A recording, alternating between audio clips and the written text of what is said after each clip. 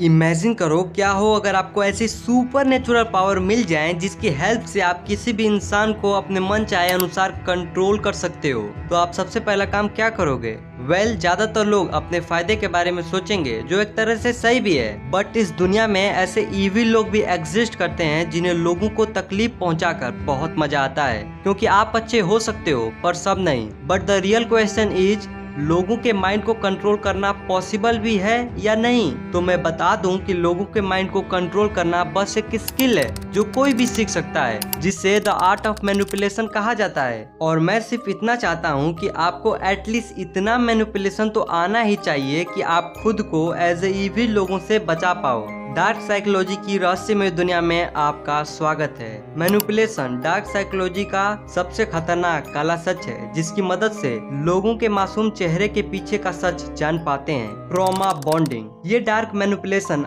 आपको आजकल के टॉक्सिक रिलेशनशिप में देखने को मिल जाएगा। इसमें मैनिपुलेटर टारगेट को अफेक्शन और अब्यूज के लूप में फंसा देता है। अफेक्शन यानी कि लव और अब्यूज मतलब हेट। बेसिकली टारगेट को इमोशनली ट्रैप कर देता है। मैनिपुलेटर एग्जैक्टली इसमें करता ये है कि टारगेट को रजिस्ट करता है कुछ ना करने के लिए, उसकी फ्रीडम छीन लेता है। वो कहेगा यहाँ मत जाओ, वहाँ मत जाओ, ये मत करो, वो मत करो, उससे बात मत करो, इससे मत मिलो, उसे ब्लॉक कर दो और भी बहुत कुछ। और जब टारगेट मैनिपुलेटर की बात ना माने तो मैनिपुलेटर उसे अब्यूज करता है, उसे मारता है, उसे टॉर्चर करता है, उसकी इंसल्ट करता है और उसे गालियां भी देता है। और जब मैनिपुलेटर को ऐसा फील होने लगता है कि अब टारगेट उसे छोड़कर जाने वाला है, तो वो इंस्टेंटली प्यार दिखाकर टारगेट को रोक लेता है, जिससे टारगेट को ऐसा फील होता है कि इस बार शायद वो सुधर गया। लेकिन इंसानी फितरत, मैनिपुलेटर फिर से उसे दोहराने लगता है। अगर ये चीजें किसी के साथ बार बार हो रही हैं, तो आई सजेस्ट कि उसे वहां से जल्द निकल जाना चाहिए, क्योंकि चीजें इसमें और भी ज्यादा एक्सट्रीम हो सकती हैं। जो नेक्स्ट मैनिपुलेशन है, उसे जाने बगैर आप चले गए तो कोई फायदा नहीं यहाँ तक देखने का।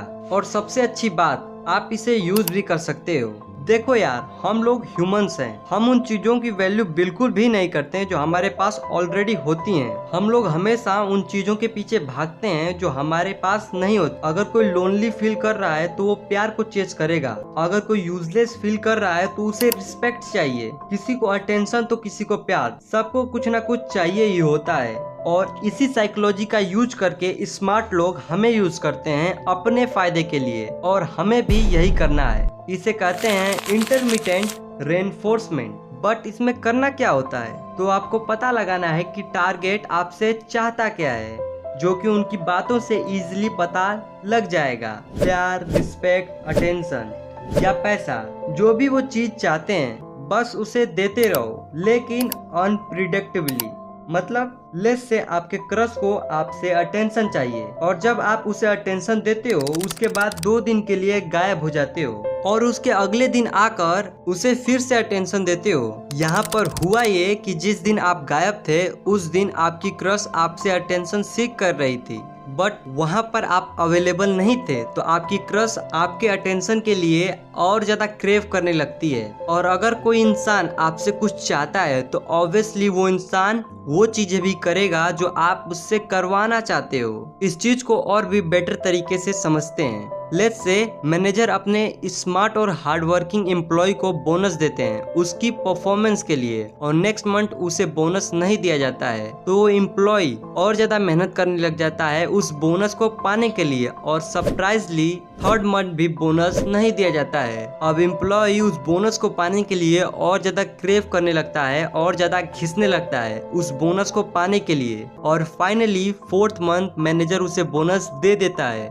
और एम्प्लॉय एक सुकून की सांस लेता है। पर फिर भी वो उतनी ही मेहनत करता है बस उस बोनस को पाने के लिए। और इसी डार्क साइकोलॉजी की मदद से बड़े बड़े कंपनियां अपने एम्प्लॉय से एक्स्ट्रा काम कराती हैं। आई होप कि आपको वीडियो पसंद आई हो। इस सीरीज पे पार्ट 2 जल्दी आने वाला है, इसलिए अपने छोटे भाई को सपोर्ट कीजिए। Thank you so much.